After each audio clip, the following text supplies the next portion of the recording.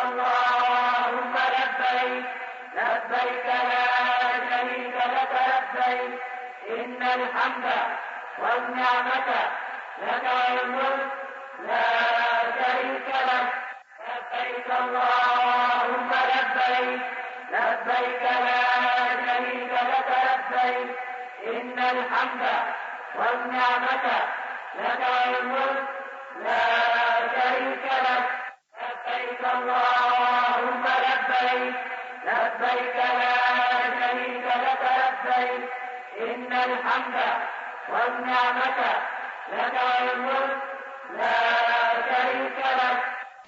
السلام علیکم ورحمۃ اللہ وبرکاتہ. نحمده ونصلي على رسوله الكريم اما بعد فاعوذ بالله من الشيطان الرجيم بسم الله الرحمن الرحيم رب اشرح لي صدري ويسر لي امري واحلل عقدة من لساني يفقهوا قولي.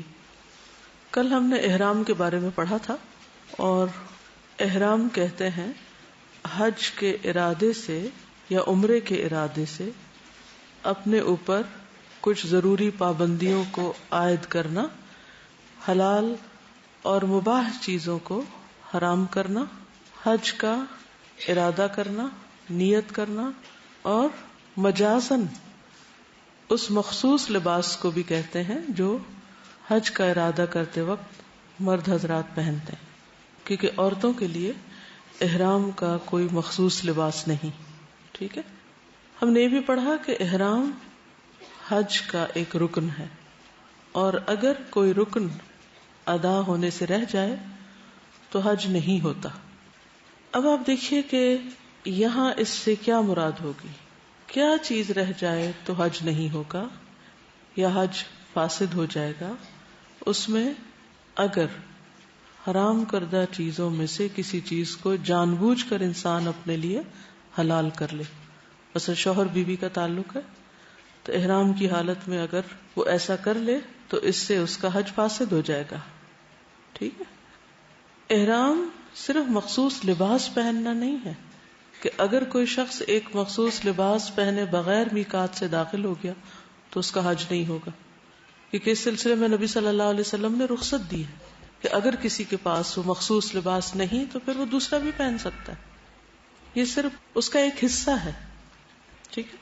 لیکن صرف لباس پہننا احرام نہیں، صرف ظاہری طور پر ایک خاص حلیے میں نظر آنا احرام پہننا نہیں، کیونکہ بعض اوقات نیت کے بغیر لوگ گھر سے ہی احرام کی چادریں پہن لیتے ہیں تو اس کا یہ مطلب نہیں کہ وہ محرم ہو گئے. محرم صرف اس وقت ہوں گے جب وہ میقات پر پہنچ کر نیت کر کے تلبیہ پکاریں گے تو وہ ایک طرح سے احرام میں داخل ہو گئے. اب اگر کوئی شخص میقات کراس کر لیتا اور نیت ہی نہیں کرتا اور ایسے ہی سیر و تفریح کر کے مکہ میں اور عرفہ میں اور منی میں گھوم پھر کے آ جاتا ہے یا ان خاص دنوں میں نہیں جاتا جن میں جانا چاہیے تو بھی حج نہیں ہوگا. کیونکہ بعض اوقات کیا ہوتا ہے کہ لوگ حج سے پہلے یا حج کے بعد میں جب وہاں پر رکتے ہیں تو ان علاقوں میں پکنک کے لیے بھی جاتے ہیں، کیونکہ بہت وسیع علاقے ہیں اور اس میں ہر طرح کی فیسلٹیز بھی موجود ہیں. تو مکہ کے لوگ وہاں عام دنوں میں پکنک مناتے ہیں. اب اگر کوئی اور شخص اسی قسم کا وہاں پر جا کر سیر و تفریح کر کے آ جائے، چاہے وہ کہے کہ میں حج کی نیت سے جا رہا ہوں، تو وہ نیت قبول نہیں ہوگی، کیونکہ حج کس چیز کا نام ہے؟ مخصوص دنوں میں مخصوص اعمال مخصوص طریقے پر. تو احرام اسی طرح ہے جیسے نماز میں تکبیر تحریمہ کے وقت ہم نیت بھی کر رہے ہوتے ہیں اور ساتھ ہی کیا کہہ رہے ہوتے ہیں؟ اللہ اکبر. یعنی ہاتھ اٹھا کر اللہ اکبر بھی پکارتے ہیں اور اس کے ساتھ ساتھ نیت بھی کر رہے ہوتے ہیں. کس چیز کی؟ نماز میں داخل ہونے کی. اب جب ہم نماز میں داخل ہو جاتے ہیں تکبیر تحریمہ کے بعد، تحریم کا کیا مطلب ہوتا ہے؟ جیسے احرام کا مطلب ہے. احرام میں بھی کچھ چیزوں کو حرام کیا جاتا ہے اور تحریمہ یعنی اس تکبیر کے بعد بھی کچھ چیزوں کو حرام کر لیا جاتا ہے. نماز میں کیا حرام ہے؟ بات چیت کرنا، کھانا پینا، چلنا پھرنا اور اس قسم کے کام جو نماز کو باطل کر دیتے ہیں.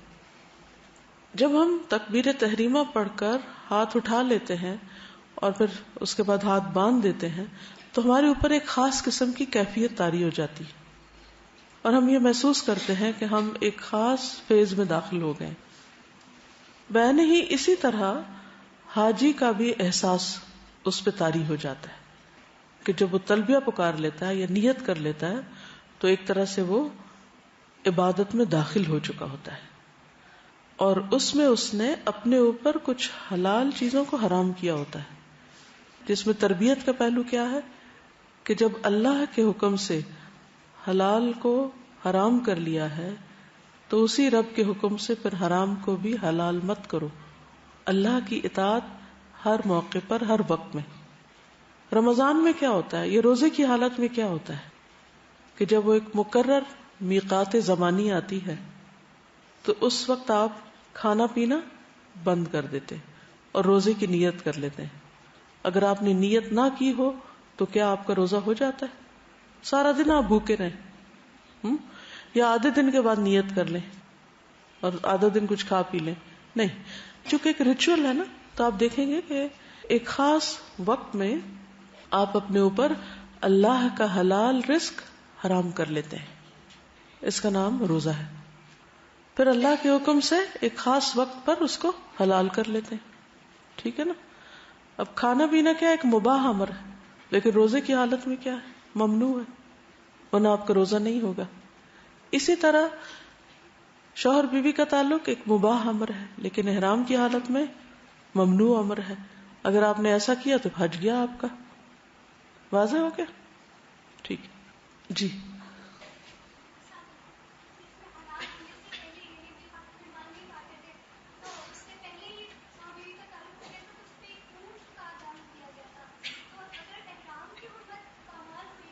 ہاں, اگر بڑی حرمت پامال ہوئی, دو طرح کی ہوتی ہیں حرمتیں بھی, ٹھیک ہے, کچھ بڑی ہوتی ہیں کچھ چھوٹی ہوتی ہیں. یعنی ایک ہوتا ہے احرام اور پھر ہوتا ہے تحلل. تحلل ہوتا ہے احرام سے باہر آنا, اس کے 2 سٹیپ ہوتے ہیں. کچھ مناسک ادا کرنے کے بعد انسان کے اوپر باقی چیزیں حلال ہو جاتی ہیں. مثلا وہ چادریں اتر جاتی ہیں, کپڑا پہن سکتا ہے, بال کاٹ لیتا ہے, ناخن کاٹ لیتا ہے, وغیرہ وغیرہ, لیکن بیوی حلال نہیں ہوتی. یہ جب تک طواف افاضہ نہیں کر لے گا تو بیوی حلال نہیں ہوگی. تحلل ثانی اس کو کہتے ہیں. ٹھیک, تو اس میں بھی درجے.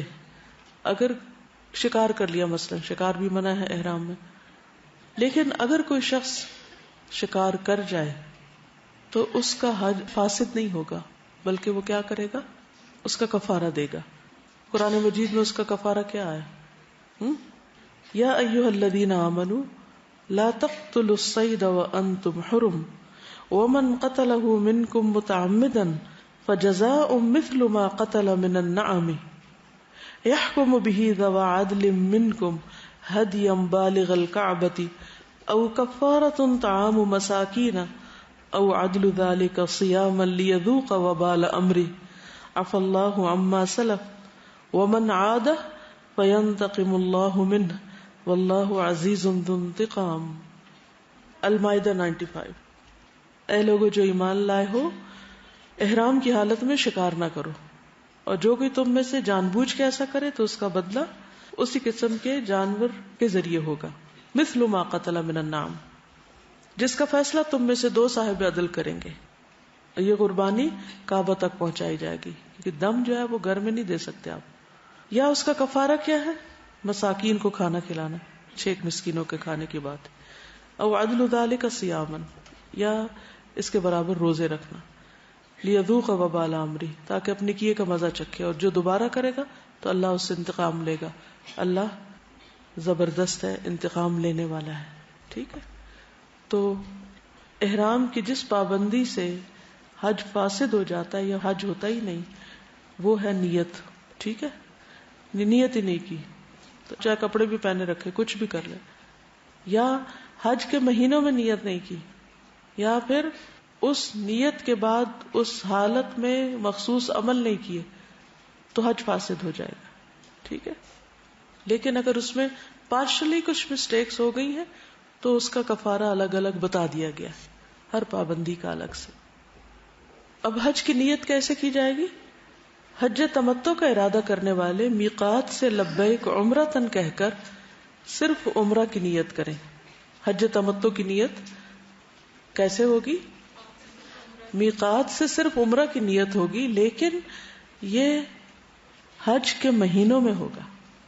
سفر حج کے مہینوں میں ہوگا، یعنی شوال، ذی القعدہ اور ذی الحج میں.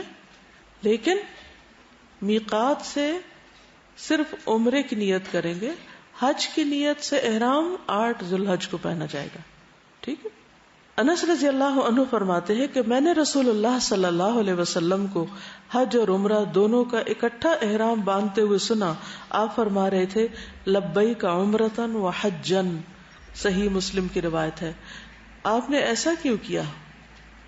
کیونکہ آپ کا حج قران تھا. تو اس سے پتہ یہ چلتا ہے کہ حج قران میں عمرے اور حج دونوں کی نیت کا احرام باندھا جائے گا، کیونکہ اس میں عمرہ کر کے احرام کھولتے نہیں، ایک ہی احرام سے باقی ریچولز بھی ادا کیے جاتے ہیں. واضح یا نہیں؟ اور حج افراد والے تو نیت کب کریں گے؟ حج جب شروع ہوگا، اور صرف حج ہی کی نیت کریں گے. حیض میں ہونے کے باوجود خواتین میقات سے عمرہ کے احرام کی نیت کریں گی. پاک ہیں یا نہیں، لیکن میقات پر ہی نیت کرنا ہوگی. عائشہ رضی اللہ تعالیٰ عنہ بیان کرتی ہیں کہ اسماء بنت امیس نے شجرہ کے مقام پر ذوالحلیفہ میں محمد بن ابی بکر کو جنم دیا، تو رسول اللہ صلی اللہ علیہ وسلم نے حضرت ابو بکر کو حکم دیا کہ وہ انہیں غسل کر کے احرام باندھ لینے کا حکم دیں. احرام حیض اور نفاس دونوں حالتوں میں، یعنی ناپاکی کی حالت میں بھی باندھا جا سکتا ہے، اور وہ میقات سے ہی باندھنا ہوگا. ٹھیک ہے. تو میقات دو طرح کی ہوتی ہے، میقات مکانی اور میقات زمانی. میقات کا مطلب کیا ہوتا ہے؟ اپوائنٹڈ پلیس یا اپوائنٹڈ ٹائم. بعض لوگ ان الفاظ کے ساتھ نیت کرتے ہیں، اللہم انی ارید الحج او العمرۃ فیسرہ لی وتقبلہ منی. یہ الفاظ مسنون نہیں ہیں. ٹھیک ہے. لیکن نبی صلی اللہ علیہ وسلم سے مسنون الفاظ کیا ہیں؟ لبیک عمرۃ و حجن یا پھر لبیک عمرۃ. اور یہ الفاظ بلند آواز سے دہرائے جائیں گے، واضح، یعنی پروناؤنس کیے جائیں گے. اسی لیے جب ایک شخص نے حج بدل کی نیت اپنے بھائی کی طرف سے کی تو آپ نے اس کو اس سے روکا. جو ہی نیت ہوگی اس کے فوراً بعد تلبیہ پکارا جائے گا. تلبیہ کہتے ہیں لبیک پکارنا، لبیک کہنا. سہل بن سعد بیان کرتے ہیں کہ رسول اللہ صلی اللہ علیہ وسلم نے فرمایا جو تلبیہ کہنے والا لبیک پکارتا ہے تو اس کے دائیں بائیں دونوں طرف زمین کی انتہا تک سب پتھر، درخت اور اینٹ، ہر چیز اس کے ساتھ لبیک پکارتی ہے. ہمیں سنائی نہیں دیتی، لیکن اس وقت ان کی تسبیح لبیک ہوتی. کتنی فضیلت کی بات ہے کہ سب اس کا ساتھ دے رہے ہوتے ہیں. زمین و آسمان تو ویسے بھی اللہ کے فرما بردار ہیں، اللہ کی تسبیح کرتے ہیں. کیا بات سمجھ میں آئی؟ کچھ محسوس کیا یا نہیں کیا؟ کیا کیا؟ پھر نہ آپ مسکرائے، نہ آپ نے کوئی دلچسپی ظاہر کی، نہ آپ کو کوئی خوشی ہوئی. جی، جب حاجی یا معتمر تلبیہ پکارتا ہے تو گویا وہ اللہ کی اس حضرت ابراہیم علیہ السلام کو حکم دیا تھا کہ آپ حج کا اعلان کر دیں، اس پر لبیک پکارتے ہوئے جب چلتا ہے تو کائنات کی ہر چیز اس کا ساتھ دیتی ہے اور وہ بھی تلبیہ پکارتے ہیں. یعنی اس کے دائیں اور بائیں زمین کی انتہا تک سب چیزیں ساتھ پکاری ہوتی.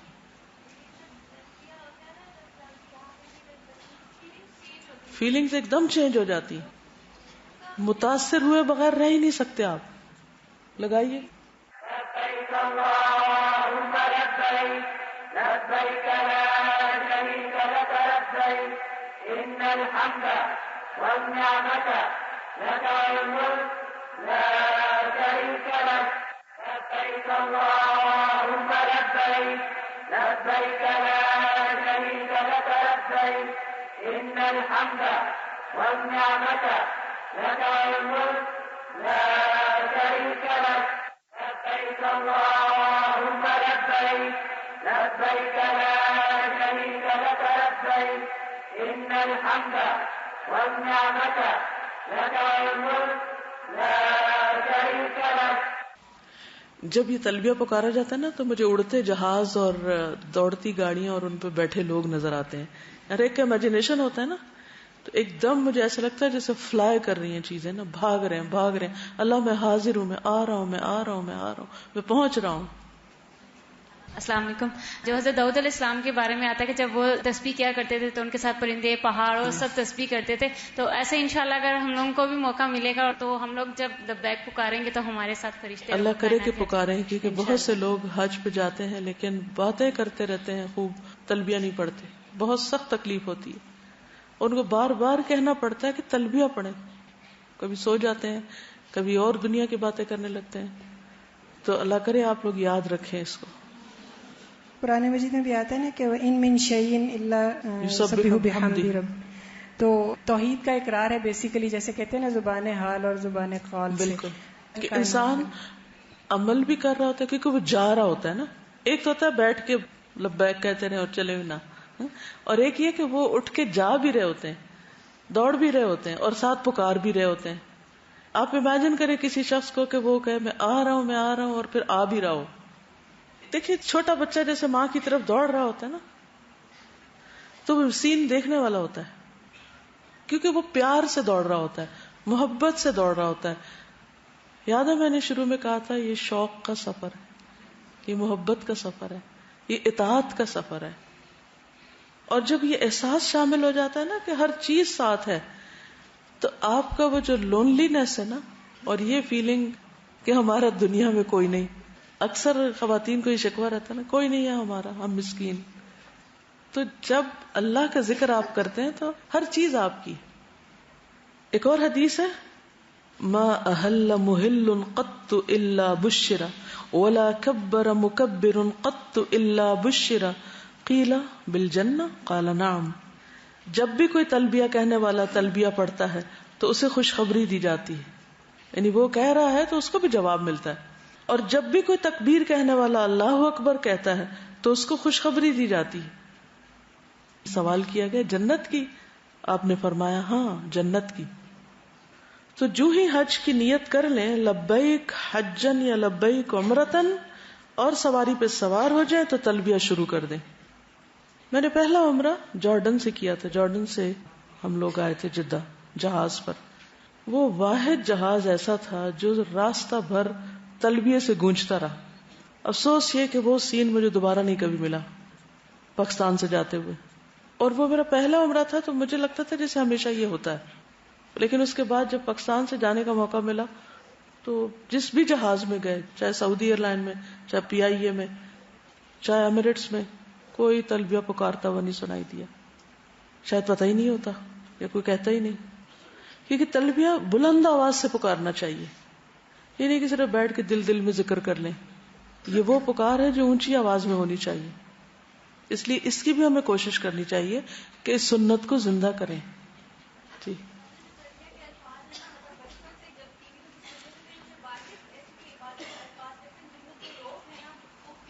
فیلنگ آتی ہے،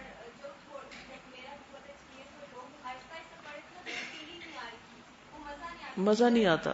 بالکل. اور جب سارے مل کے پڑھتے ہیں اور بلند آواز سے پڑھتے ہیں تو اس سے فائدہ یہ ہوتا ہے کہ آپ کی ساری تھکن اور کچھ چھوڑنے کی اداسی اور کہیں جانے کی پریشانی، کیونکہ ہر سفر پریشان کن ہوتا ہے، کیونکہ اس میں انسان سوچتا ہے کہ یا اللہ کیا سمیٹوں، کیا رکھوں، کیا لے جاؤں، پھر پیکنگ، پھر لمبی قطاریں، خصوصاً حج کے لیے جب آپ جاتے ہیں اور پھر جہاز میں بیٹھتے ہیں. اور لیکن جب تلبیہ پکارا جاتا ہے تو ہر چیز ایسے لگتا ہے کہ ثانوی ہوگی، سیکنڈری ہوگی، کوئی معنی ہی نہیں رکھتی. جس بڑے کام کے لیے میں جا رہا ہوں، کسی اور سفر میں تلبیہ وہاں کچھ نہیں پکارا. یہ واحد سفر ہے جو اتنا لائیولی سفر ہے، مگر ہم اس کا حق نہیں دیتے. عبداللہ بن عمر رضی اللہ عنہما سے روایت ہے کہ رسول اللہ صلی اللہ علیہ وسلم اپنی سواری پر سوار ہوئے اور جب وہ ذوالحلیفہ کی مسجد کے پاس کھڑی ہو گئی تو آپ نے تلبیہ پڑھا. یعنی جو ہی اونٹنی اٹھی تلبیہ شروع ہو گیا. صحیح مسلم کی روایت ہے. انس بن مالک رضی اللہ عنہ نے بیان کیا کہ نبی صلی اللہ علیہ وسلم نے مدینہ میں 4 رکعتیں پڑھی لیکن ذوالحلیفہ میں 2. کیوں؟ قصر. پھر آپ نے رات وہیں گزاری. صبح کے وقت جب آپ اپنی سواری پہ سوار ہوئے تو آپ نے لبیک پکاری. صحیح بخاری. اب یہ نہیں کہ ایک دفعہ پڑھ کے بس چپ ہو جائے بندہ، اسے مسلسل پکارتے رہنا چاہیے. پھر یہ کہ تلبیہ کی ابتدا اللہ تعالیٰ کی حمد و ثنا، تسبیح اور تکبیر سے کرنا. انس فرماتے ہیں رسول اللہ صلی اللہ علیہ وسلم نے ذوالحلیفہ میں رات گزاری حتیٰ کہ صبح ہو گئی. پھر آپ ظہر کے بعد اپنی سواری پہ سوار ہوئے. جب وہ آپ کو لے کر مقام بیدا میں سیدھی کھڑی ہوئی تو آپ نے اللہ تعالیٰ کی حمد، تسبیح اور تکبیر پڑھی. یعنی پہلے یہ پڑھا اور پھر اس کے بعد آگے تلبیہ. لبيك اللهم لبيك لبيك لا شريك لك لبيك إن الحمد والنعمة لك والملك لا شريك لك. جابر کہتے ہیں احل رسول اللہ صلی اللہ علیہ وسلم بالتوحید، رسول اللہ صلی اللہ علیہ وسلم نے توحید کے ساتھ آواز بلند کی، یعنی تلبیہ پڑھا. تلبیہ کیا ہے؟ توحید کا میسج ہے. لبیک اللہم لبیک لبیک لا شریک لک لبیک. ایک بار یہ الفاظ پڑھنا، نبی صلی اللہ علیہ وسلم نے فرمایا اللہم ہذہ حجۃ لا ریاء فیہ ولا سمعہ. یعنی جب نیت کی تو یہ الفاظ بھی پڑھے تلبیہ کے ساتھ، اور یہ صرف ایک بار پڑھے. اے اللہ اس حج کو ایسا بنا دے کہ اس میں ریاکاری اور دکھلاوا نہ ہو.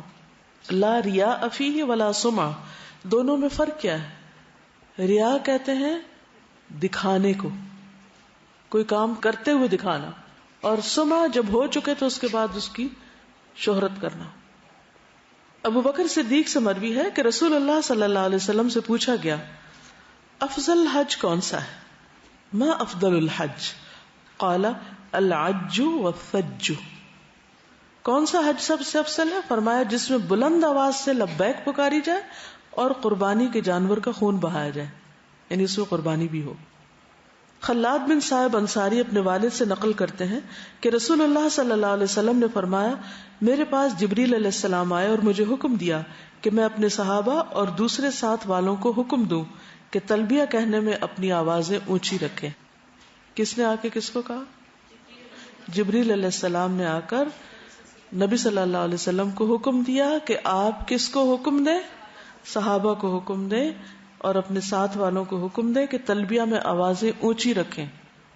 ابو ہریرہ سے مروی ہے اور یہ مسند احمد کی روایت ہے کہ نبی صلی اللہ علیہ وسلم نے فرمایا جبریل نے مجھے بلند آواز سے تلبیہ پڑھنے کا حکم دیا کیونکہ تلبیہ شاعر حج میں سے ہے. کس میں سے ہے؟ شاعر حج میں سے ہے. جب مرد بلند آواز سے تلبیہ پڑھ رہے ہوں تو عورتیں بھی ساتھ بلند آواز میں شریک ہو جائیں تو کوئی حرج نہیں، کیونکہ احادیث عام ہیں، مردوں کی تخصیص نہیں ہے. حضرت عائشہ اپنی آواز اتنی بلند کرتی کہ مرد سن لیتے، لیکن الگ عورتیں کہیں ایک طرف اکٹھے ہو کے نہیں اس طرح بلند آوازیں کریں. لیکن یہ کہ عموماً سواری میں بھی مرد اور عورتیں اکٹھے ہی ہوتے ہیں، یا کہیں سے گروپ جا رہا ہوتا ہے تو عورتیں اکیلی نہیں ہوتی، عموماً اکٹھے ہوتے ہیں. تو پھر جب مردوں کے ساتھ اور مرد بلند آواز سے پڑھنے تو عورتیں بھی ساتھ بلند آواز سے پڑھنے. ابو عطیہ کہتے ہیں میں نے حضرت عائشہ کو کہتے ہوئے سنا میں جانتی ہوں کہ رسول اللہ صلی اللہ علیہ وسلم کی تلبیہ کیسی تھی. پھر اس کے بعد انہوں نے تلبیہ پڑھا لبیک اللہم لبیک، بخاری کی روایت. حضرت معاویہ جب لیلۃ النفر کو نکلے تو انہوں نے تلبیہ کی آواز سنی. انہوں نے پوچھا یہ کون ہیں؟ بتایا گیا حضرت عائشہ ہیں جنہوں نے تنعیم سے عمرہ کا احرام باندھا ہے. جنہوں نے تنعیم سے عمرہ کا احرام باندھا ہے. یہ بات جب حضرت عائشہ کو بتائی گئی تو انہوں نے فرمایا اگر یہ مجھ سے پوچھتے تو میں ان کو بتا دیتی کہ میں کون ہوں. ٹھیک ہے. مسنون الفاظ سب کو معلوم ہے. لبیک اللہم لبیک لبیک لا شریک لک لبیک ان الحمد والنعمت لک والملک لا شریک لک. صحیح بخاری کے الفاظ ہیں میں حاضر ہوں اے اللہ، میں حاضر ہوں، میں حاضر ہوں، تیرا کوئی شریک نہیں، میں حاضر ہوں. بے شک ہر تعریف اور ہر نعمت اور ہر بادشاہت تیری ہی لیے ہے، تیرا کوئی شریک نہیں. ابن عمر تلبیہ کے ان کلمات میں یہ زیادہ کرتے تھے، یعنی اضافہ کرتے تھے. لبیک لبیک وسعدیک والخیر بیدیک لبیک والرغباء الیک والعمل. میں حاضر ہوں، میں حاضر ہوں، اور بار بار اطاعت کا اظہار کرتا ہوں کہ اللہ میں تیری بات مانتا ہوں، ساری بھلائی تیرے ہاتھ میں ہے، میں حاضر ہوں، اور رغبت اور عمل تیری طرف ہے، یعنی میری رغبت بھی تیری طرف ہے اور میرا عمل بھی تیرے لیے ہے. ابو ہریرہ سے روایت ہے کہ نبی صلی اللہ علیہ وسلم کے تلبیہ میں سے یہ بھی ہے لبیک الہ الحق، یعنی صرف ایک مخصوص چند الفاظ ہی نہیں ہے بلکہ تھوڑے تھوڑے اختلاف کے ساتھ مختلف الفاظ بھی آئے ہیں. لبیک الہ الحق، میں حاضر ہوں اے معبود برحق. جابر بن عبداللہ کا بیان ہے کہ لوگ ذل معارج اور اس طرح کے الفاظ زیادہ کرتے تھے. نبی صلی اللہ علیہ وسلم ان کو سنتے اور انہیں کچھ نہیں کہتے تھے، یعنی لبیک کے ساتھ اگر کوئی اپنی محبت سے چند الفاظ مزید بڑھا دیتا تو آپ کچھ نہیں کہتے تھے. اور جو کام آپ کے سامنے ہو اور آپ اس پر خاموشی اختیار کریں اس کے بارے میں کیا خیال ہے؟ درست ہے نا؟ جی ہاں، تقریری حدیث اس کو کہتے ہیں. ذل معارج کا کیا معنی ہے؟ اے بلندیوں والے. یہ سنن نبی داؤد کی روایت ہے، یعنی لبیک یا ذل معارج، لبیک یا ذل فواضل، اے فضیلتوں والے، اے بلندیوں والے. یعنی انسان ویسے بھی اللہ کو پیارے پیارے ناموں سے پکارتا ہے، اور جب اس راستے پر ہو تو اور بھی محبت میں اضافہ ہو جاتا ہے، تو پھر اللہ کے اور پیارے پیارے ناموں کے ساتھ اگر پکارا جائے تو کوئی حرج نہیں. محمد بن ابی بکر ثقفی سے روایت ہے کہ انہوں نے انس بن مالک سے پوچھا جبکہ وہ دونوں صبح کو منا سے عرفات جا رہے تھے، رسول اللہ صلی اللہ علیہ وسلم کے ساتھ آپ لوگ آج کے دن کس طرح کرتے تھے، یہ دن کیسے گزارتے تھے؟ انس نے بتایا کوئی ہم میں سے لبیک پکارتا، اس پر کوئی اعتراض نہ کرتا، کوئی تکبیر کہتا اور اس پر بھی کوئی انکار نہیں کرتا تھا. اللہ اکبر بھی پکارتے ہوئے جاتے تھے. اب سوال یہ پیدا ہوتا ہے کہ لبیک کب تک پکاری جائے گی اور کب ختم کر دینی چاہیے؟ کسی کو معلوم ہے؟ جی ہاں. اب مکہ تک کا سارا راستہ انسان جتنا چاہے تلبیہ پکارتا رہے. جب مکہ میں آپ داخل ہوں یا کسی بھی نئے شہر میں، بعض لوگ جدہ کی طرف سے جاتے ہیں، بعض کسی اور شہر کی طرف سے جاتے ہیں، تو نبی صلی اللہ علیہ وسلم کی یہ سنت یاد رکھیں. حدیث میں آتا ہے آپ جب کسی بستی میں داخل ہونے کا ارادہ کرتے تو تب تک نہ داخل ہوتے جب تک یہ الفاظ نہ کہہ لیتے. کون سے الفاظ ہیں؟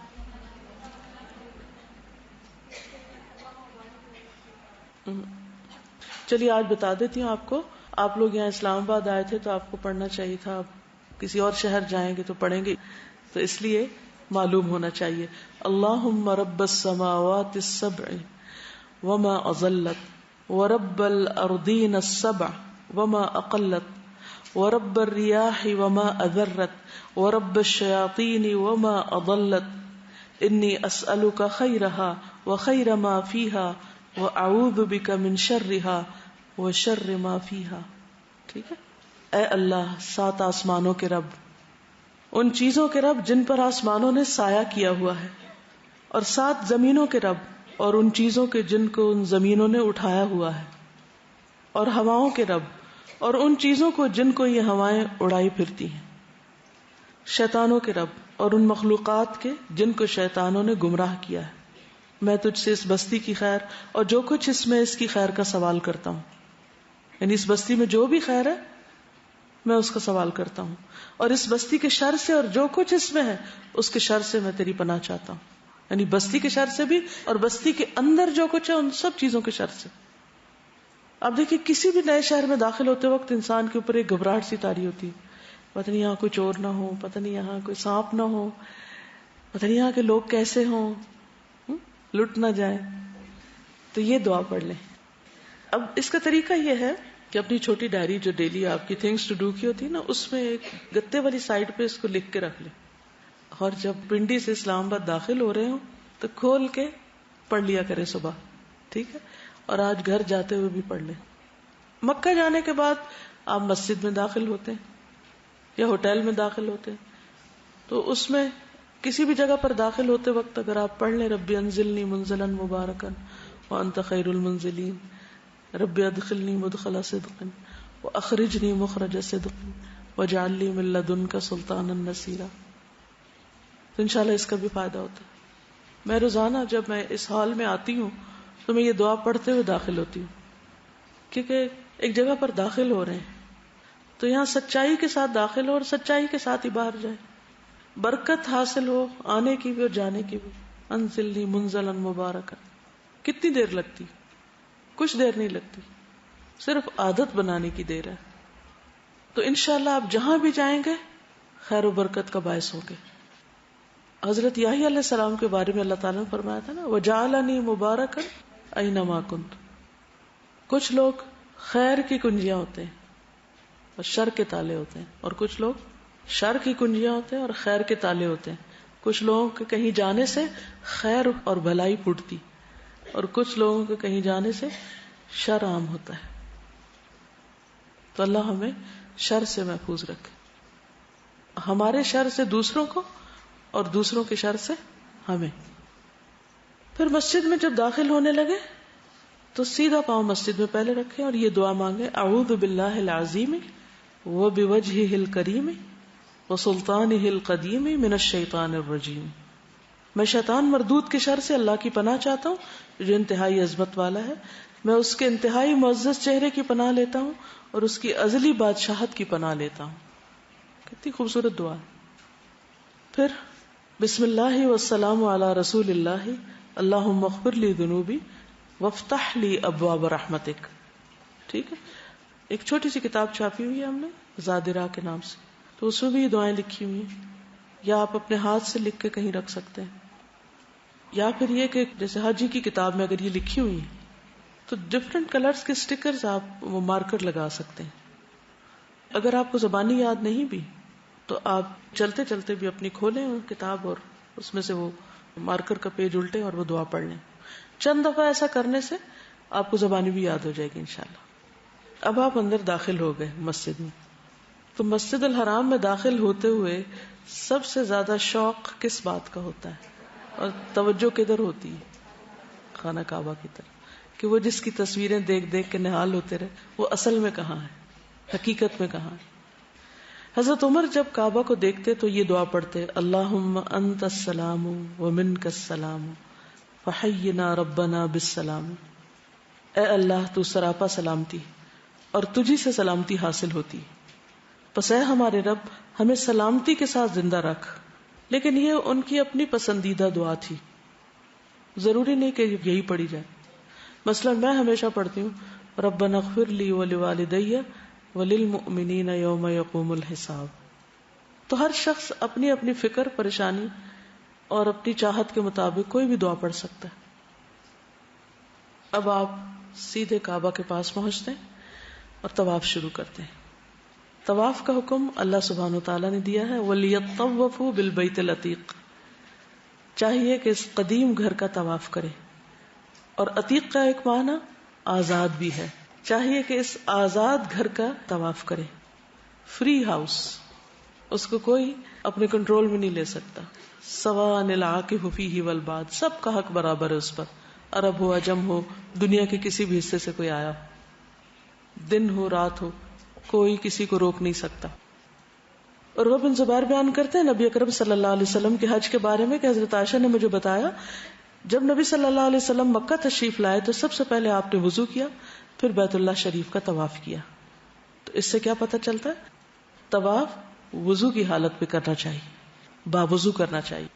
ایک طواف کا اجر کتنا ہے؟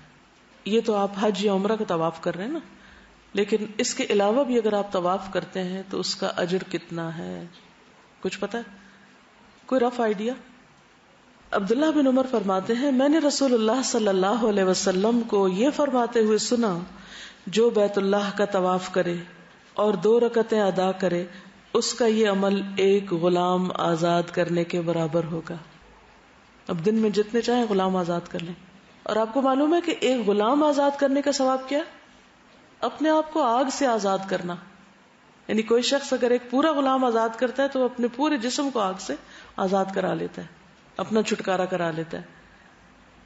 تو اب آپ سوچئے کتنا بڑا اجر، کتنی بڑی سعادت ہے. آج کل تو ویسے بھی غلام نہیں ہے اور نہ ہی کہیں سے آزاد کر سکتے ہیں خرید کے یا کچھ کر کے. تو یہ ایک موقع ہے غلام آزاد کرنے کا. اور کیا اجر ہوگا؟ ہر قدم پر 10 نیکیاں جو آپ طواف میں اٹھائیں گے. تو اس لیے چکر بڑا ہو جائے تو بالکل فکر نہیں کریں، اور اگر بھیڑ یا رش کی وجہ سے چھت پہ کرنا پڑے تو بھی غم نہ کریں. ہر قدم پر 10 نیکیاں، 10 گناہ معاف، 10 درجے بلند. ابن عمر کہتے ہیں میں نے نبی صلی اللہ علیہ وسلم کو یہ فرماتے ہوئے سنا ہے جو شخص ایک قدم بھی اٹھاتا یا رکھتا ہے اس پر اس کے لیے 10 نیکیاں لکھی جاتی، 10 گناہ مٹائے جاتے اور 10 درجات بلند کیے جاتے ہیں۔ جب ہمیں کسی چیز کا اجر و ثواب پتہ چلتا ہے تو پھر اس کام کے کرنے کا شوق بھی بڑھتا ہے اور مشکل کے باوجود بھی انسان کرتا ہے، ورنہ تو لوگ یہاں بیٹھ کے باتیں کرتے رہتے ہیں یا وہاں پہنچ کے بھی کرنے سے باز نہیں آتے کہ ان لوگوں کو دیکھو دیوانے ہو رہے ہیں، باز ہی نہیں آتے، ہر وقت طواف ہی کیے چلے جا رہے ہیں۔ یہ سب ناسمجھی کی بات ہے، کیونکہ پتہ ہی نہیں کہ ملنا کیا ہے ان کو۔ وہ تو شاید عقیدت میں ہی کر رہے ہیں، ان کو یہ اجر و ثواب نہ بھی پتا ہو، لیکن جن کو نہ عقیدت ہے نہ اجر و ثواب کا کچھ اندازہ ہے وہ پھر اس طرح کی باتیں کیا کرے۔ طواف بھی ایک طرح سے نماز ہے، سوائے اس کے کہ اس میں بولنے کی اجازت ہوتی، یعنی اس کو نماز سے تشبیہ دی گئی۔ اس لیے خشوع کے ساتھ اللہ تعالی کے خوف اور عظمت کو دل میں بٹھا کے طواف کرنا چاہیے، یعنی کیئر فری ہو کے نہیں کہ ویسے گھوم رہے پھر رہے ہیں۔ طواف شروع کرنے سے پہلے سوچ لیں کہ آپ نے کیا دعائیں مانگنی ہیں، کیونکہ اس میں دعائیں قبول ہوتی ہیں۔ دعائیں مانگنے کا وقت ہے، ہر چیز سے فری فارغ ہو کے بس گھومے جائیں اور مانگے جائیں اور مانگے جائیں۔ خشوع خضوع عاجزی اور دل ہی دل میں اپنے رب سے دعائیں مانگے، توجہ سے دعا مانگے، بغیر سوچے سمجھے آوازیں بلند کرنا، اور وہ آگے آگے جا رہا ہوتا ہے معلم اور پیچھے پیچھے لوگ نعرے لگا رہے ہوتے ہیں، اور اگر وہ کچھ اور کہہ دے تو وہ بھی دہرا دیتے ہیں۔ کچھ عرصہ پہلے ایک دفعہ ایک معلم طواف کرا رہا تھا اور اسی طرح لوگوں کو اونچی اونچی دعا پڑھا رہا تھا، اتنے میں اس کا موبائل بجا تو اس نے دعا روک کر ہیلو کی۔ تو آپ کے خیال میں پیچھے والوں نے کیا کیا ہوگا؟ تو کس کو ہیلو کر رہے تھے وہ؟ کیونکہ سوچ سمجھ کے نہیں بول رہے ہوتے نا، بس وہی کہہ رہے ہیں، ان کا خیال یہ ہے کہ ہمیں یہ یہاں پڑھنا ہی پڑھنا ہے، اور جو معلم کہہ رہا ہے بس یہ کر لو تو بس طواف ہو جائے گا۔ اور انہوں نے ہر چکر کی ایک دعا بھی مخصوص کر رکھی ہے، خود سے خود۔ قرآن و سنت سے کچھ بھی ثابت نہیں۔ بھئی یہ فری گھر ہے، آپ اپنی چوائس سے جو دل میں ہے دعائیں مانگے، کوئی پابندی نہیں کہ بس یہی مانگنا ہے، ٹھیک ہے نا؟ قرآنی دعائیں مانگے، مسنون مانگے، استغفار پڑھے، تسبیح کرے، درود شریف پڑھے، آیت کریمہ پڑھے، لا حول پڑھے، تکبیر پڑھے، تحلیل، کچھ بھی، بس دل کی توجہ اور محبت سے پڑھے، اللہ کی طرف لو لگائے رکھے۔ وہ جو عظمت کا ایک احساس ہوتا ہے اس کو اپنے اندر جذب کرے، لوگوں کو نہ دیکھے یہ کیا کر رہا ہے وہ کیا کر رہا ہے۔ طواف کرتے وقت بیت اللہ کے بائیں جانب ہونا چاہیے، اگر دائیں جانب ہوں گے تو طواف درست نہیں ہوگا، یعنی جب آپ طواف کریں تو بیت اللہ آپ کے بائیں طرف ہونا چاہیے، اینٹی کلاک وائز۔ جابر سے روایت ہے کہ جب نبی صلی اللہ علیہ وسلم مکہ تشریف لائے تو مسجد حرام میں داخل ہوئے، حجر اسود کو بوسہ دیا، پھر کعبہ کے دائیں طرف چل دیے اور طواف شروع کیا۔ تو آپ نے طواف کا آغاز کس سے کیا تھا؟ بوسے سے۔ لیکن اب آپ اس سنت پر مشکل سے عمل کر سکیں گے، بہت زیادہ رش ہوتا ہے، اور خصوصاً خواتین کو مردوں کی بھیڑ میں گھس کے یہ کام نہیں کرنا چاہیے۔ ایک طواف 7 چکروں پر مشتمل ہوتا ہے اور حجر اسود سے شروع کر کے حجر اسود پر ہی ختم کرتے ہیں، لہٰذا اگر کوئی شخص 7 سے کم چکر لگاتا ہے یا حجر اسود کے علاوہ کہیں اور سے ابتدا کر لیتا ہے، پہلے یا بعد میں، تو اس سے طواف درست نہیں ہوتا، تو اس کا طواف شمار نہ ہوگا اور نہ ہی اس کا چکر مکمل ہوگا، کیونکہ وہ کمپلیٹ نہیں ہوا سرکل۔ تو سرکل کو مکمل کیجئے۔ طواف شروع کرنے سے پہلے تلبیہ بند کر دیں، طواف شروع کرنے سے پہلے تلبیہ بند کر دیں۔ عبداللہ بن عباس سے روایت ہے کہ نبی صلی اللہ علیہ وسلم عمرہ میں حجر اسود کا استلام کرتے ہی تلبیہ کہنا بند کر دیتے تھے۔ استلام کیا ہوتا ہے؟ اشارہ کرنا، ہاتھ سے اشارہ کرنا، یعنی اس کو اگر آپ بوسہ نہیں دے سکتے تو پھر ہاتھ لگا لیں۔ طواف میں مرد اجتباء کریں، ضاد کے ساتھ اتباع کریں۔ کیسے؟ اپنی جو چادر اوڑی ہوئی ہے اس چادر کا ایک حصہ دائیں کندھے کے نیچے سے نکال کر بائیں کندھے پر ڈالیں، ٹھیک ہے؟ یعنی ہم نے جیسے اوپر سے لیا ہو نا، تو اس کو کیا کریں، نیچے سے نکال کے اوپر لیں اور دایاں کندھا کھلا رکھیں۔ یعلا بن امیہ کا بیان ہے کہ نبی صلی اللہ علیہ وسلم نے طواف کیا جبکہ آپ اجتباء کیے ہوئے تھے اور چادر سبز رنگ کی تھی. اس سے کیا پتہ چلا؟ جی سفید رنگ کے علاوہ بھی چادر پہنی جا سکتی ہے، خصوصاً سبز. ابن عباس سے روایت ہے کہ رسول اللہ صلی اللہ علیہ وسلم اور آپ کے صحابہ نے جعرانہ سے احرام باندھ کر عمرہ کیا تو طواف عمرہ میں اپنی چادریں دائیں مونڈوں کے نیچے سے نکال کر بائیں مونڈوں پر ڈال لی. یعنی صرف نبی صلی اللہ علیہ وسلم نے، باقی صحابہ نے بھی ایسا ہی کیا. خواتین ایسا نہیں کریں گی، بلکہ پردے کی پابندی کرتے ہوئے سطر کی پابندی بھی کریں گی. سی تھرو لباس نہیں ہونا چاہیے، بال نہیں جھلکنے چاہیے، پیچھے سے نہیں ننگے ہونے چاہیے. اسی طرح طواف میں رش ہوتا ہے، ایسے باریک کپڑے نہیں پہنے کہ پسینے کی وجہ سے آپ کے جسم کے ساتھ چپک رہے ہیں اور پھر آپ کا جسم نظر آنے لگے. بعض خواتین جسم بھی بھاری ہوتا ہے، لون کے کپڑے پہن لیتی ہیں اور نیچے کوئی شمیز وغیرہ نہیں پہنتی، تو پسینہ آتا ہے. جو اوپر کا سکارف ہے وہ بھی آدھے آدھے کندھوں تک ہوتا ہے، کمر بھیگ رہی ہوتی ہے، پیچھے سے سب کچھ نظر آ رہا ہوتا ہے کیا پہنا ہوا ہے، انڈر گارمنٹس بھی نظر آ رہے ہوتے ہیں. چلتے ہیں تو شلوار کے اندر سے جسم جھلک رہا ہوتا ہے. اور خصوصاً پاکستانی خواتین لون کے کپڑے جب پہن کے جاتی ہیں، وہ کپڑے جتنے چاہیں استری کر کے رکھیں آپ، وہ لوگوں سے ٹکرا ٹکرا کے اوپر اٹھنا شروع ہو جاتے ہیں.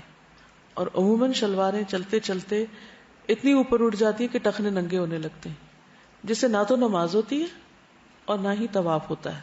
تو میک شور کہ یا تو آپ نے جرابیں پہن رکھی ہو نیچے، یا پھر ایسا کپڑا ہو جو چلتے وقت رول نہ ہو اور اوپر نہ ہو جائے، ٹخنے ننگے نہ ہونے پائیں.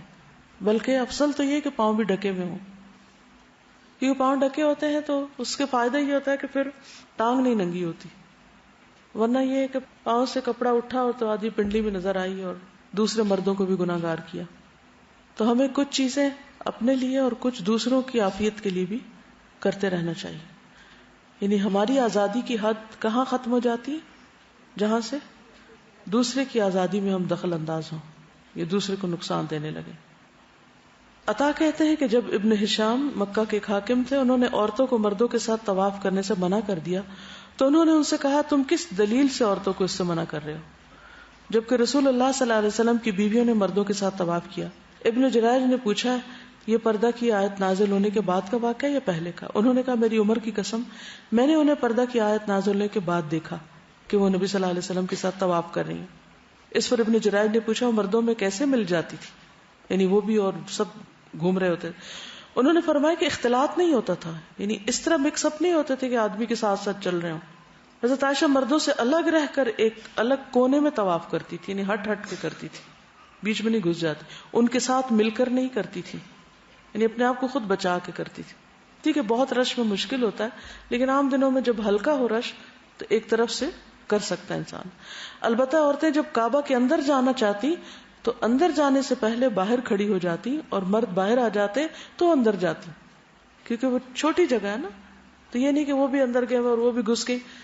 اب یہ مشکل ہوتی ہے کہ مرد عموماً ملتزم پر ہوتے ہیں تو عورتیں بعض اوقات وہاں جانے کی کوشش کرتی ہیں، یا پھر حجر اسود پر تو بعض اوقات ان کے دوپٹے بھی اتر جاتے ہیں اور کپڑے بھی پھٹتے ہیں اور کئی لوگ تو بے ہوش بھی ہونے لگتے ہیں. تو ایسی نیکی کا کیا فائدہ جس سے اتنے سارے گناہ لازم آئے؟ انسان صبر کر لے، اللہ تعالیٰ اس کا اجر دے گا. یا پھر ایسے وقت کی تلاش کرے کہ جس میں رش کم ہو، تو اس میں پھر موقع ہوتا ہے کہ انسان حجر اسود کو بوسہ دے سکے. بعض لوگ اپنا طواف چھوڑ کے بیچ میں کھڑے ہو جاتے ہیں اور آدھا گھنٹے کھڑے رہتے ہیں. بھئی آپ اپنا طواف مکمل کریں. اب جب طواف مکمل ہو گیا تو پھر آخر میں تو نہیں بوسہ ہوتا، بوسہ تو شروع میں ہوتا ہے. اگر بوسہ نہ دے سکے تو استلام کریں، یعنی ہاتھ یا چھڑی سے حجر اسود کو چھو لیں، دور سے ہاتھ لگا لیں. وہ بھی اگر ممکن نہ ہو تو صرف اشارہ بھی کافی. جابر کہتے ہیں کہ جب نبی صلی اللہ علیہ وسلم مکہ تشریف لائے اور مسجد حرام میں داخل ہوئے تو حجر اسود کا استلام کیا، پھر بیت اللہ کے دائیں طرف چلنا شروع کیا. عبداللہ بن عمر سے روایت ہے کہ ایک آدمی نے حجر اسود کے استلام کے بارے میں سوال کیا تو انہوں نے کہا میں نے رسول اللہ صلی اللہ علیہ وسلم کو حجر اسود کو چھونے کے بعد ہاتھ کو چومتے ہوئے دیکھا. یعنی آپ نے کیا کیا؟ حجر اسود کو چھوا اور پھر ہاتھ کو چوم لیا. ابو طفیل کہتے ہیں میں نے رسول اللہ صلی اللہ علیہ وسلم کو بیت اللہ کا طواف کرتے ہوئے دیکھا. آپ حجر اسود کو اپنی چھڑی سے چھوتے اور اسے چوم لیتے, یعنی چھڑی سے ہاتھ لگا تو اس کو کس کر لیتے. لیکن بعض اوقات آپ دور ہوتے ہیں تو کچھ بھی ٹچ نہیں کر سکتے. یہ یاد رکھیے کہ رکن یمانی کو نہیں چومتے اور نہ ہی وہ طواف کا حصہ ہے, وہ ویسے ایک اجر کی بات ہے. رکن یمانی کو صرف ہاتھ لگاتے ہیں کیونکہ اس کے ہاتھ لگانے سے خطائیں گر جاتی ہیں انسان کی. تو اس صورت میں اس کی طرف اشارہ نہیں کرتے, یعنی اگر ہاتھ نہیں لگا سکے تو اشارہ نہیں کریں گے. تو بعض لوگ حجر اسود کو موقع نہیں ملتا تو اس کو چومنے لگتے ہیں جبکہ اس کی ضرورت نہیں ہے. جو کام نبی صلی اللہ علیہ وسلم نے نہیں کیا وہ ہمیں بھی نہیں کرنا. حجر اسود کے بارے میں آپ کیا جانتے ہیں؟ کہاں سے آیا؟ جنت سے. کیسا تھا؟ دودھ سے بھی سفید. لیکن کیا ہو گیا؟ کیوں؟ لوگوں کے گناہوں کی وجہ سے.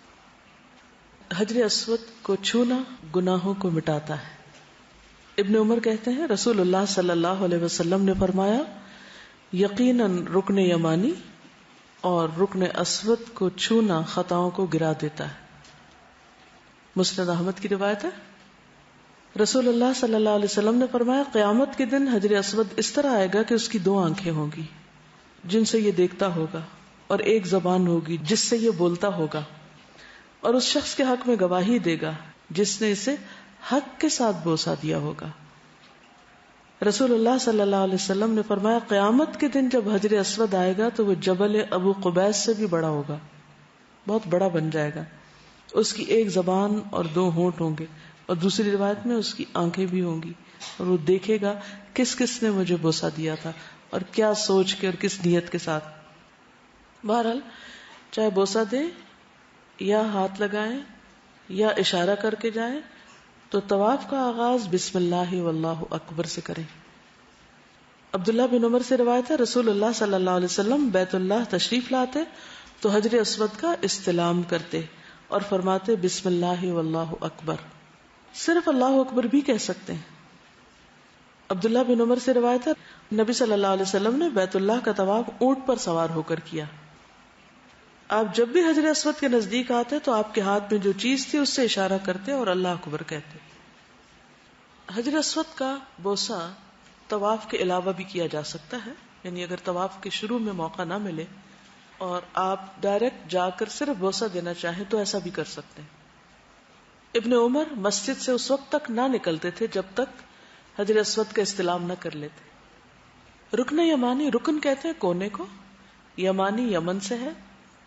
یمن کی طرف خانہ کعبہ کا جو کارنر ہے اس پر اگر آپ دیکھیں تو کعبہ کے اوپر سے وہاں سے کپڑا ہٹا ہوا ہے, تو بس وہ کارنر ہے خانہ کعبہ کا اور اس پر ہاتھ لگانا ہوتا ہے بس.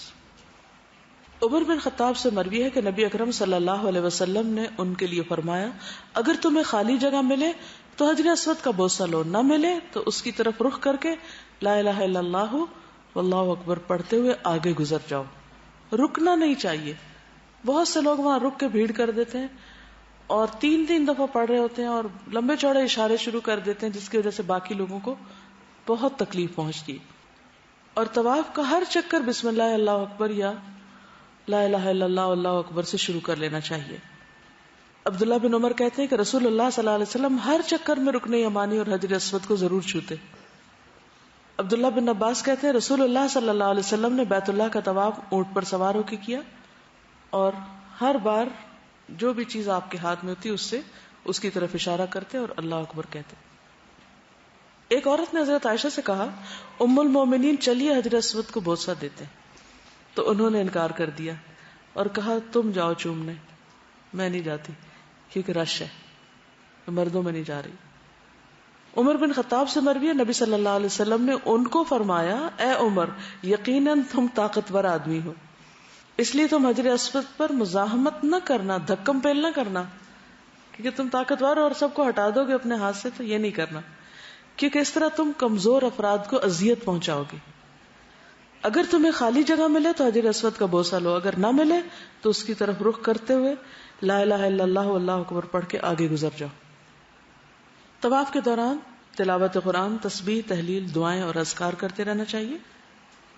بیت اللہ کا طواف، صفا مروہ کی سعی اور جمرات کو کنکریاں مارنا، یہ سب اللہ کا ذکر قائم کرنے کے لیے ہیں.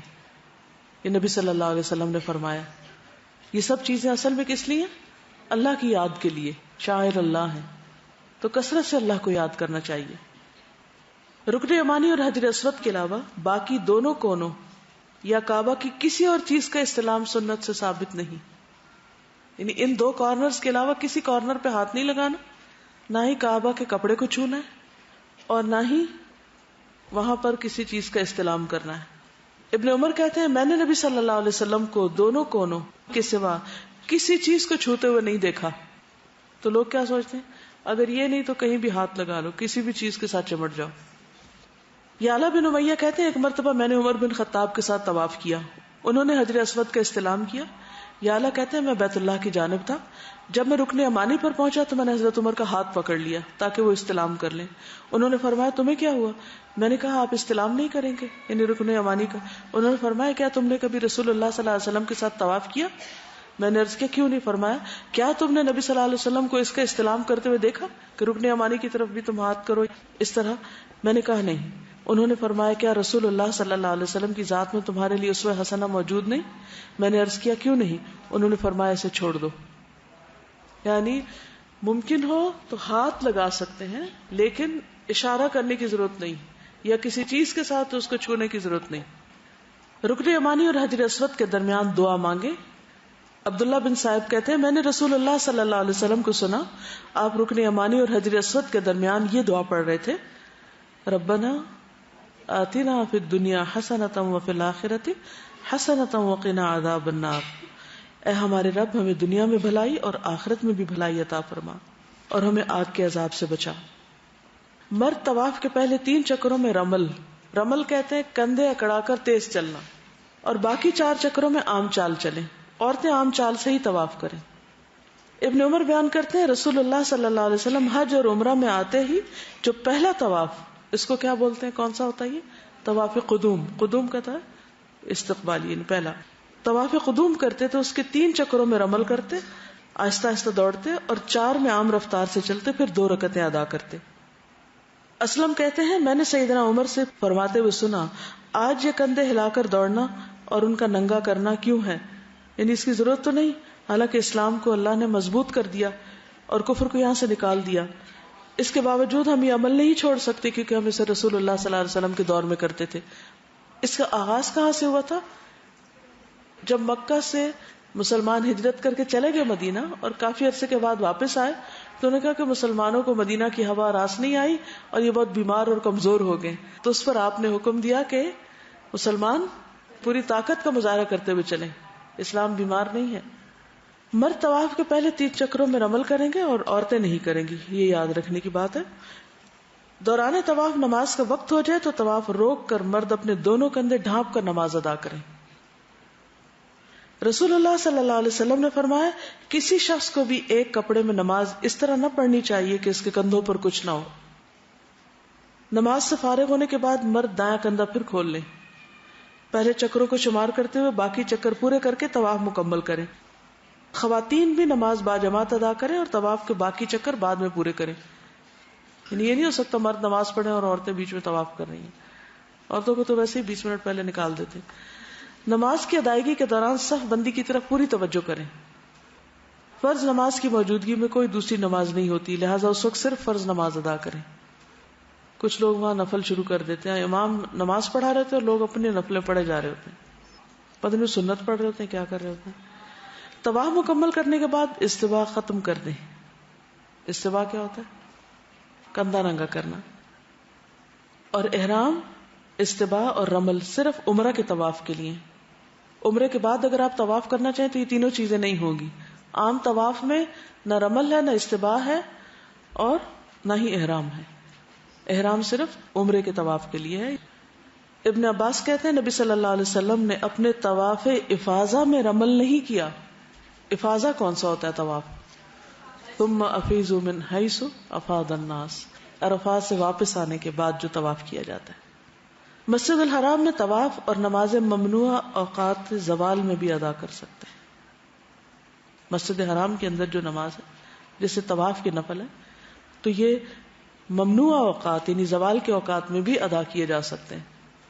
کسی وقت بھی نماز نہیں رکتی وہاں، نہ طواف رکتا نہ نماز رکتی. جبیر بن مطعم سے روایت ہے، نبی صلی اللہ علیہ وسلم نے فرمایا، اے بنو عبد مناف، دن اور رات کی گھڑیوں میں لوگوں کو بیت اللہ کا طواف کرنے سے نہ روکو اور نہ نماز ادا کرنے سے روکو. دن اور رات کی گھڑیوں میں سے کسی گھڑی میں بھی. تو اس حدیث سے کیا پتہ چلتا ہے؟ یعنی کسی بھی وقت میں، دن ہو یا رات، سورج نکل رہا ہو یا ڈوب رہا ہو یا دوپہر ہو، اگر آپ طواف مکمل کر چکے ہیں تو آپ 2 نفل پڑھ لیجئے. لوگوں کی سہولت اور آسانی کے لیے طواف حرم کی کسی بھی منزل پر ادا کیا جا سکتا ہے. چند کام جو طواف کے دوران نہیں کرنے چاہیے. طواف کے دوران کیا نہیں کرنا چاہیے؟ بلا ضرورت گفتگو، ٹیلی فون کا استعمال. پوری توجہ طواف پر ہونی چاہیے، بات بھی صرف بھلائی کی یا ضرورت کی ہو. ابن عباس کہتے ہیں، نبی صلی اللہ علیہ وسلم نے فرمایا، بیت اللہ کا طواف نمازی کی طرح ہے، سوائے اس کے کہ تم اس میں گفتگو کر لیتے ہو، لہٰذا جو اس میں بات کرے وہ نیکی ہی کی بات کرے. عبداللہ بن عمر سے روایت ہے، رسول اللہ صلی اللہ علیہ وسلم نے فرمایا، تم لوگ حالت طواف میں گفتگو کم کرو، بات کم کرو، کیونکہ تم طواف کرتے وقت نماز میں ہو. یعنی طواف بھی نماز ہے، صرف یہ کہ بات کی اجازت ہے اگر ضرورت پڑے تو. لیکن بعض لوگ اس وقت موبائل پہ باتیں بھی کر رہے ہوتے ہیں، ساتھ ویڈیو بنا رہے ہوتے ہیں، تصویریں بنا رہے ہوتے ہیں، ہنس رہے ہوتے ہیں، ایسے لگتا ہے جیسے کسی میلے پہ آئے ہوئے. ان سب چیزوں سے پرہیز کرنا چاہیے. پھر اسی طرح چونکہ خواتین اور مرد ساتھ ساتھ طواف کر رہے ہوتے ہیں تو اس لیے حد الوسع مردوں سے بچ کے کرنا چاہیے.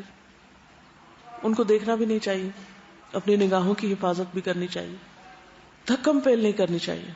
اپنی عام رفتار کے مطابق طواف کرے، بھاگ بھاگ کے نہیں کرے، اور لوگوں کے پاؤں نہیں کچلیں اور لوگوں کا راستہ نہیں کاٹے. اس قدر تکلیف کی بات ہوتی ہے کہ آپ اپنے دھن میں طواف کر رہے ہیں اور اتنے میں کوئی شخص آگے سے آپ کے دھکا دے کے دوسری طرف گھسنے کی کوشش کر رہا ہوتا ہے تو پورا خشوع متاثر ہو جاتا ہے. اس سے پرہیز کرنا چاہیے اور کوشش کریں کہ کسی کے پاؤں پہ پاؤں نہ آئے، کسی کو کونی نہ لگے، کوئی ایسا سامان نہ اٹھائے جو کسی سے ٹکرا کے اس کو دکھ پہنچائے. طواف کے دوران گروپ کے آگے آگے چلنا یا بلند آواز سے دعائیں پڑھنا اور باقی گروپ کا دہرانا یہ درست کام نہیں. جو آتا ہے اپنے دل میں خود ہی پڑھے. بلا ضرورت دوسرے کا ہاتھ پکڑ کے طواف نہیں کرنا چاہیے، کیونکہ اس میں بھی کیا ہوتا ہے کہ بعض اوقات لوگ بیچ میں اس ہاتھ کو کاٹنے کی کوشش کرتے ہیں، یعنی کھولنے کی، اور وہ ایک قسم کی خاموش لڑائی ہو رہی ہوتی ہے. اس سے پرہیز کرنا چاہیے. ابن عباس نے بیان کیا، نبی صلی اللہ علیہ وسلم کعبہ کا طواف کرتے ہوئے ایک ایسے شخص کے پاس سے گزرے جس نے اپنا ہاتھ ایک دوسرے شخص کے ہاتھ سے تسمہ یا رسی یا کسی چیز سے باندھ رکھا تھا. بعض لوگ یہ کرتے ہیں. نبی صلی اللہ علیہ وسلم نے اپنے ہاتھ سے اس کو کاٹ دیا، پھر فرمایا اگر ساتھ ہی چلنا تو ہاتھ پکڑ کے چلو، رسی باندھنے کی کیا ضرورت ہے. طواف جب مکمل ہو جائے، حجر اسود کے پاس رش ہو تو نکلتے وقت دھکے دے کے نہ نکلے، بلکہ آہستہ آہستہ ساتھ ساتھ چلتے جائیں. جہاں دیکھیں جگہ ملے تو باہر نکلنا شروع کر دیں. تھوڑا اگر لمبا بھی چکر پڑ جائے کوئی حرج نہیں، لیکن کسی کو اذیت نہ دیں. اسی طرح خانہ کعبہ کے غلاف یا اس کی دیوار کے ساتھ کپڑا رگڑ کے مل کے اس کو اپنے جسم پہ ملنا، یہ عمل بھی درست نہیں. پھر مقام ابراہیم پر نماز، طواف کا حصہ ہے یہ نماز. ٹھیک ہے، ایک اچھے بھلے انسان کو میں جانتی ہوں جن کو یہ بھول ہی گیا کہ طواف میں نماز بھی ہوتی ہے. آخر میں دونوں کو اسے گھوم پھر کے بس ختم، طواف گھوم پھر کے ختم. تو یہ یاد رکھنا بھی بڑا ضروری ہوتا ہے. اس لیے مناسک صرف سیکھ کے نہیں جانا چاہیے، وہاں بھی دہراتے رہنا چاہیے، ورنہ بعض اوقات بڑی بڑی غلطیاں ہو جاتی ہیں اور پورا سفر بیکار ہو جاتا ہے. تو طواف مکمل ہوتا ہے مقام ابراہیم پر نماز کے ساتھ. ارشاد باری تعالیٰ واتخذوا من مقام ابراہیم مصلی، اور مقام ابراہیم کو جائے نماز بناؤ. مقام ابراہیم کیا چیز ہے؟ جہاں ابراہیم علیہ السلام رہتے تھے، کھڑے ہوتے تھے. اوکے. نبی صلی اللہ علیہ وسلم نے فرمایا، ابراہیم علیہ السلام نے کہا، اے اسماعیل، تمہارے رب نے مجھے حکم دیا کہ میں یہاں اس کا ایک گھر بناؤں. بیٹے نے عرض کیا، پھر آپ اپنے رب کا حکم بجا لائیے. انہوں نے فرمایا، اور مجھے یہ بھی حکم دیا کہ تم اس کام میں میری مدد کرو. عرض کیا، میں اس کے لیے تیار ہوں. یہ اسی قسم کے اور الفاظ ادا کیے. کیا سعادت مند بیٹا تھا. آج کل کی سعادت کیا ہے کہ آپ کسی سے کوئی کام کہتے ہیں تو وہ صاف نہ کر دیتے، اور اس چیز کو بڑا فخر سمجھتے ہیں کہ نو کرنا سیکھو.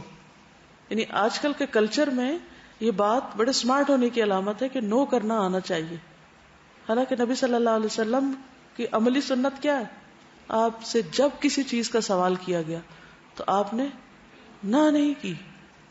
بعض اوقات آپ نہیں کر سکتے تھے تو کسی سے کہہ دیا, سفارش کر دی.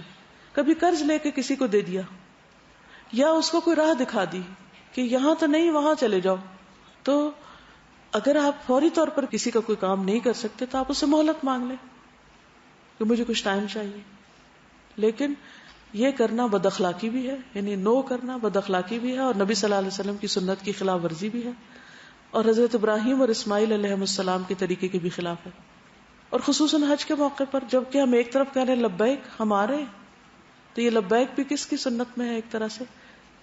اذ قال له ربه اسلم قال اسلمت لرب العالمین.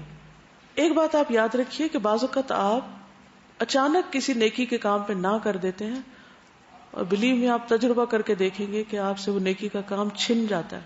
اللہ وہ سعادت کسی اور کو دے دیتا ہے. جو کام نہ کر سکے اس پر بھی دل میں یہ تڑپ ضرور ہو کہ یا اللہ میرے پاس وسائل نہیں, اگر ہوتے تو میں ضرور کرتا. غزوہ تبوک کے موقع پر کیا ہوا تھا؟ جن لوگوں کے پاس سواریاں نہیں تھے اور وہ مدینہ میں رہ گئے تھے, ان کے بارے میں آپ نے کیا فرمایا؟ وہ ہر اجر میں تمہارے ساتھ شریک ہے, کیونکہ انہیں عذر نے روک لیا. یہ نہیں ہو سکتا ہم ہر فن مولا اور ہر کام ہم ہی کریں اور جو کوئی کہے وہ کر ہی ڈالے. یہ پاسبل نہیں ہیومنلی, کیونکہ انسان ہے ہم. لیکن ایک طریقہ ہونا چاہیے نہ کرنے کا بھی, یا معذرت کرنے کا, آلٹرنیٹ دے دیں دوسرے کو, غور و فکر کریں, خاموشی اختیار کر لیں, کیونکہ خاموشی سے بھی دوسرا سمجھ جاتا ہے کہ یہ کام نہیں ہو سکتا اس سے. الا یہ کس چیز پہ نہ کرنی چاہیے؟